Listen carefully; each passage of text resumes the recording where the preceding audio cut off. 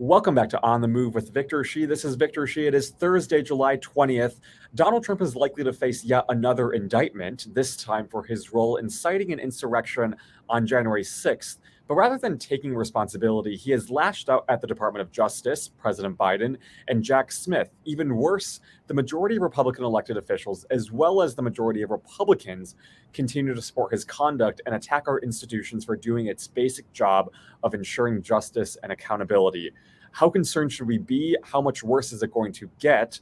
What should we all be doing to push back against these forces? I am joined by someone who studies fascism and authoritarianism for a living, and she is my good friend, Ruth Ben-Ghiat. She is currently a professor at NYU and is an author of Strong Men. Ruth, it is so great to see you. Thank you so much for joining me today. Sure, it's a pleasure. So let's start with the latest news that Trump could be facing a third indictment. And before we talk about his conduct and behavior and the reaction from both other Republicans and his supporters, I want you to walk us through what a normal and typical political leader or leader would do if this happened to them. Well, first of all, strongmen are not like other politicians. Most politicians, if they did, because there are many corrupt politicians who are Democrats, meaning with a small d, they believe in democracy. And if they have legal troubles, they probably wouldn't be running for office. It doesn't make sense. There's too much, you're under the spotlight. Journalists are interested in you. There's Oppo research. So normal politicians don't do this. Strong men are not normal politicians. If they have legal troubles, if they're charged with corruption, that's when they want to run for office.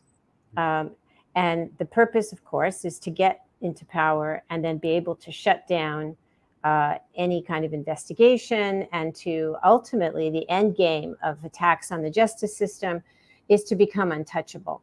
That's the dream of every corrupt authoritarian. So it's very interesting. We have Trump in our country, he was under investigation when he ran for office in 2016. But Putin and Silvio Berlusconi and Benjamin Netanyahu, that's something going on in Israel, they all ran for office when they were facing corruption charges or other charges.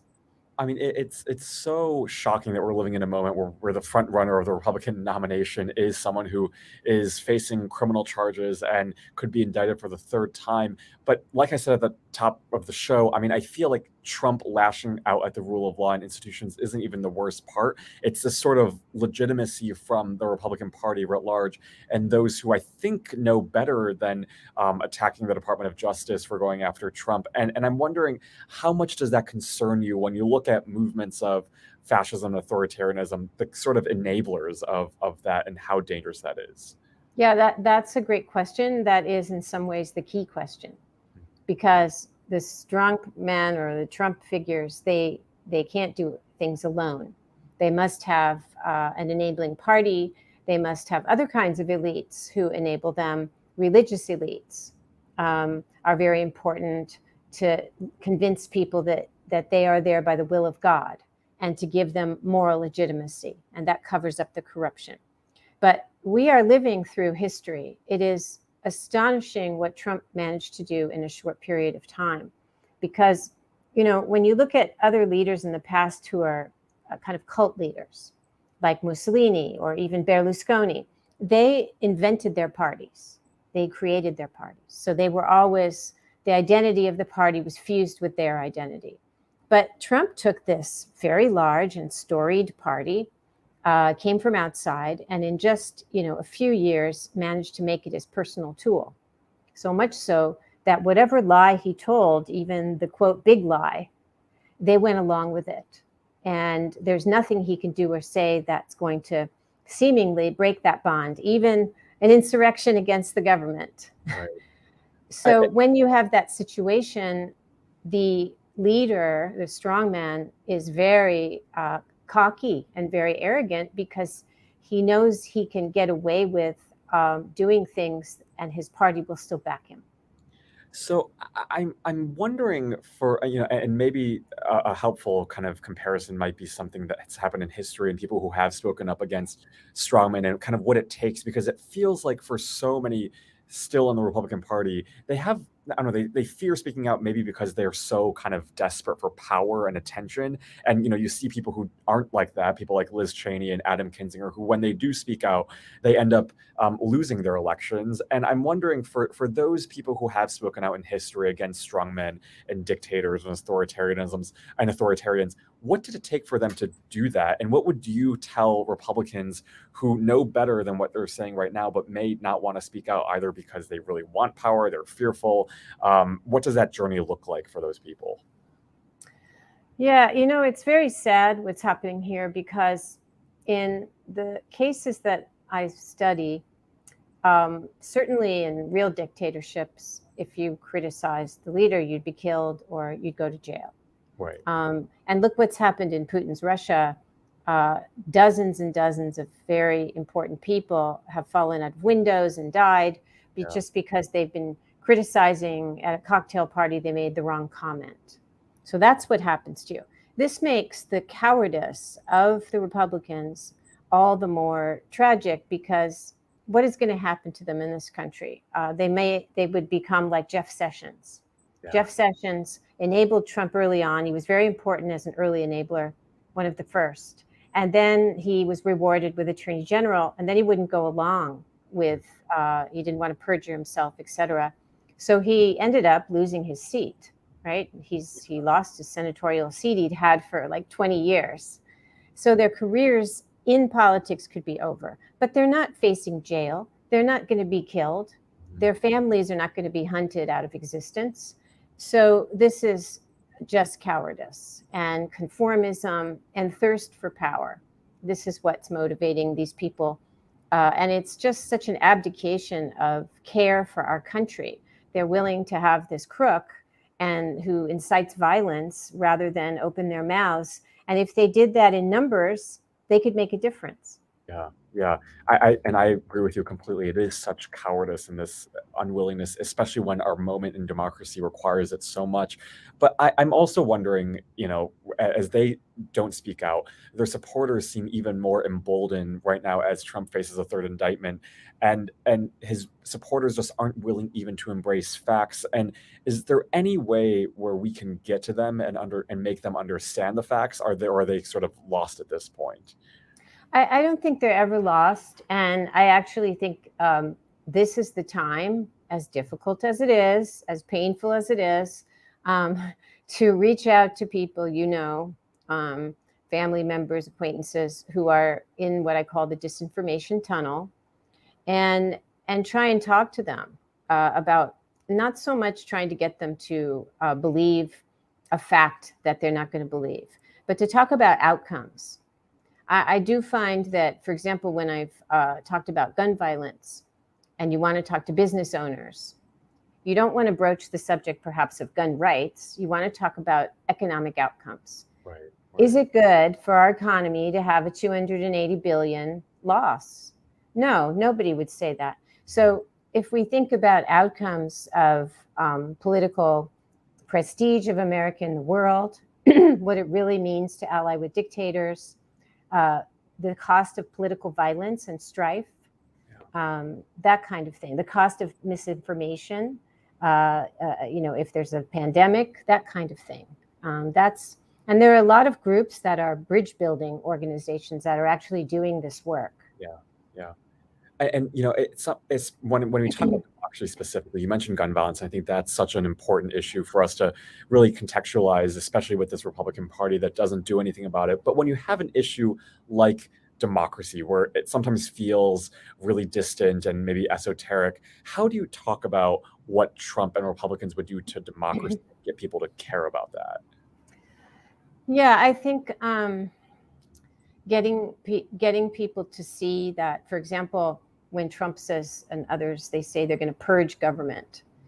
What is this going to look like? It's going to look like tens of thousands of career government officials are going to lose their jobs. The government, America is going to be weakened.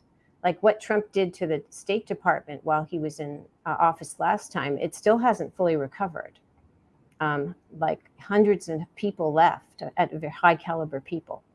So, you want to talk about how people are going to be penalized for just being who they are, whether it's LGBTQ people or because what Trump's talking about, he's not saying the New York Times reporting about what he's going to do. And he has these advisors.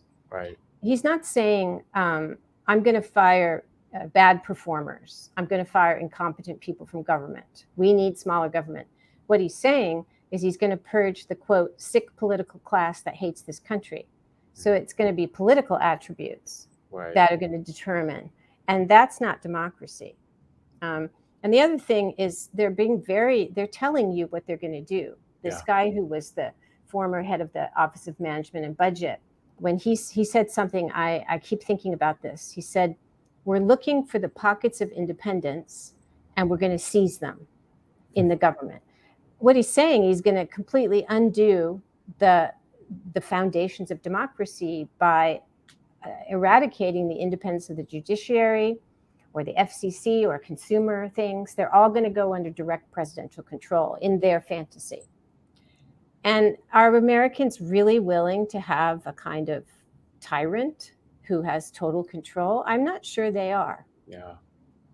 That's really terrifying. And what we're seeing right now, and you talk about this a lot on wherever you are, is it's not just happening with Trump and the federal level. We're also seeing so many sustained attacks on the state and local levels. And I'm wondering, for people who really don't follow this as closely as maybe you or I do, paint that picture for us about what's happening on those state levels and what kind of is happening in areas like Florida and Texas, where the main goal of these kind of Republicans is they don't want you to know about what's happening. And they're also pushing this agenda, which is so committed to taking away rights and chipping away at democracy. How reflective do you think that is of the Republican Party, and what should people kind of be taking away from those type of states? Yeah, just one thing about the general. Yeah. The GOP has yoked itself, has tied itself to a criminal. And Donald Trump is unique in that he's criminal in so many ways. There's nobody else like him. And there's never been a president of either party like him. Once a party weds itself to and becomes complicit, as they are in January 6th and all the other things he's doing, they radicalize. And this is happening at the state level. And they become secretive. And they cover up their own corruption, because the more they obey what Trump is telling them to do, the more they're complicit in his crimes, and they do crimes of their own. So the GOP, a political culture has formed, and Texas is a good example. It's one of the most extreme GOPs. And every day there's news coming out. But for example, and this is something, again, if you know people who are independent voters, the GOP passed a resolution in 2022 that does not recognize the authority of Biden as president. It called him an illegitimate president. It called him an acting president. This is unbelievable. It's one of the largest states in America, one of the most powerful parties, and it doesn't recognize the current government. That's what they're saying. And so if you depart from that, all of the extremist things that they are doing in that state it is an autocracy. Basically, their philosophy of government and the things they're doing are not democratic. The GOP has kind of exited democracy. And this is our big drama. We only have two parties. Other countries have lots of parties. What do you do when one out of two parties has exited democracy? And we're finding out on the state level, where these places are not, especially Florida, the education sector, bullying businesses, myriad things. They're not operating as democracies anymore. They're not operating as democracies. And what is the antidote to that? I mean, voting is, of course, one of them, but is the antidote, now there's all these third label parties, which or third party candidates, which I don't think is the right kind of solution in this moment. I'm wondering what you think is the right response to this, and in order to push back and make sure that fascism and authoritarianism doesn't win. Well, luckily, and you tweet about this, there's always a reaction to these things. Yeah. And we're in the middle of a global renaissance of nonviolent protest. And I wish the media would cover it. It's a systemic There are places that never have protests, and they're having protests. Yeah. And it's mostly young people, but not only, it's often multi-generational. Or there are countries where they're the biggest protests in like 40 years. And so in our country, we don't talk about the Women's March anymore, but that was the largest protest in American history. And it wasn't very long ago. And it had an effect on the midterms. Then we had Black Lives Matter, which was again the largest. 20 million people. And actually, Black Lives Matter was multi-generational, multiracial, for 20 million people to come out to some kind of event. And it changed history. During a pandemic, too. Yes, in the pandemic. And it also was responsible, in grand part for defeating Trump. So nonviolent protest really works. And I think I like what I'm seeing around the country in that, for example, in Tennessee, when after the lawmakers were expelled, there's new alliances that are being formed between state lawmakers and grassroots activists. And there was a very interesting picture, and I know, your generation follows these things. It's actually very exciting. There was a picture of, she's like one of the heads of the state House of Representatives in Florida, and she was arrested for protesting. And in the picture, she is, I think it's Lauren Bird, and she was linked arms with a grassroots activist. So again, around the country, you're starting to have these young grassroots activists allying the state lawmakers. And I'm not an expert in American history. Maybe that's always been the case, but it feels like there's a new energy. Yeah. And it's departing from the states because of what you said before, because the states are where this battle is being played out. Right. Well, that is what gives me hope, and I know that's hopefully what gives other people hope, is that we do have, it seems like, a generation that is so willing to speak up. But also, you're seeing this across generational lines, across racial lines, across gender lines. People are just kind of sick and tired of this, and hopefully 2024 we will see that response in full force. Professor Ben-Ghiat, thank you so much for joining me today. Thank you for all that you do to shed light on this, like you said, this history that we're all living through and helping us contextualize it better. Thank you, and I look forward to the next time we talk. Me too. Thanks. Thank you.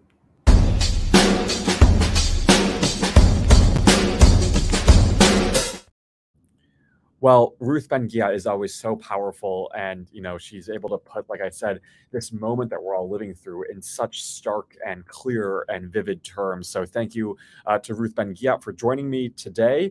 I hope everyone enjoyed this episode of On the Move. I know I've been out for a few days. I was back-to-back conferences going across Chicago and then Texas, which was very, very hot. And now I'm back home in DC, and it feels great. For the next week, I know we have a lot of news to cover, and I will be here along every step of the way to help you sort through them.